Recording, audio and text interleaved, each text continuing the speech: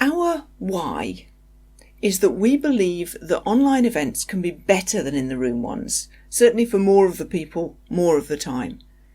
We believe that deep human-to-human engagement and connection is possible online, and that online events can be valuable, that they're more inclusive than in the room ones. So they're saving time and money, they're saving the planet, reducing the carbon footprint, all of that kind of stuff. And we think that's really, really exciting. We recognise that there are some relative disadvantages as well, and we work to identify, acknowledge and overcome those.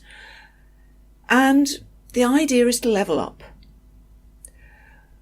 And we think that online events aren't going to be just a COVID lockdown related thing.